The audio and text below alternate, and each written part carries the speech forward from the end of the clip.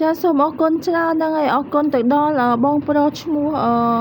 ម៉ៃថាហ្នឹងហើយដែលគាត់បានតាក់ទងមកទិញ PayPal ពីខាងខ្ញុំអញ្ចឹងណាហើយ PayPal ខាងខ្ញុំគឺជាប្រភេទ PayPal Personal Account ប្រទេសឥណ្ឌូនេស៊ីហ្វីលីពីនឥណ្ឌូនេស៊ីឬមកក៏សិង្ហបុរី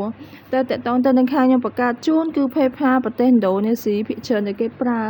ហើយបងប្រុសគឺគាត់ទិញពី account ហើយការទិញហ្នឹងគឺគាត់ប្រើ Gmail របស់គាត់ផ្ទាល់ហើយតាក់ទងនឹងការទិញ PayPal ខាងខ្ញុំគឺយើងមានពីរជំរឿឲ្យបងប្អូនជ្រើសរើសអញ្ចឹងបងប្អូនចង់ប្រើ Gmail បង្កើត PayPal ប្រើ Gmail របស់បងប្អូនផ្ទាល់ខ្លួនក៏បានឬមកក៏ប្រើ Gmail របស់ខ្ញុំឲ្យខាងខ្ញុំទិញដាក់ឲ្យមកផ្លេក៏បានដែរហ្នឹងសេចចិត្តបងប្អូនយើងប្រើ Gmail ផ្ទាល់ខ្លួនក៏បានទិញឲ្យខាងខ្ញុំទិញដាក់ឲ្យក៏បានដែរហើយសម្រាប់បងប្រុសផ្ទាល់គឺគាត់រកពី DistroKid TikTok Facebook អាហ្នឹងគឺជា platform ធំដែលគាត់រក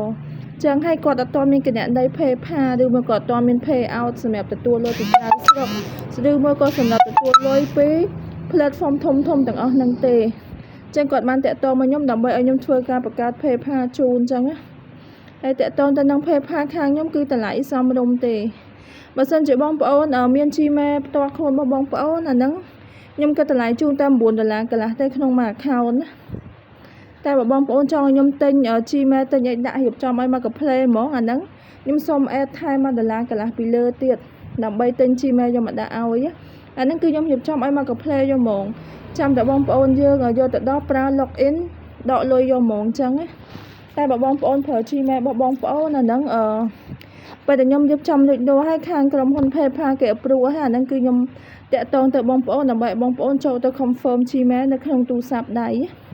ហើយសម្រាប់បងប្អូនដែលត្រូវការPayPal គឺអាចតាក់ទងមកបានណាតាក់ទងតាម Telegram ដែលខ្ញុំតម្លាក់នៅក្នុង comment នៅក្នុង description ចឹងអាចតាក់ទងមកបានចុច link Telegram ហ្នឹងមកណា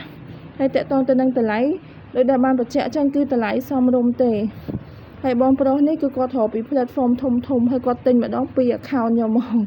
គាត់ទិញរៀងច្រើនដែរចឹងសូមអរគុណបងប្រុសដែលបានជួយទិញគឺបងប្រុសម៉ៃថាដែលរកលុយពី Facebook TikTok ពី DistroKid ប្រភេទ app ចម្រៀងចឹងយើងផលិតចម្រៀងរកលុយតាមហ្នឹងក៏ដកចូលគណនី PayPal បានដូចគ្នា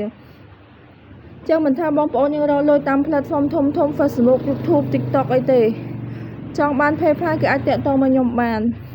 រកលុយពី app បរទេសក៏អាចតាក់ទងមកទិញបានដែរដោយសារ platform ទាំងអស់ហ្នឹងplatform ធំទាំងអស់ហ្នឹង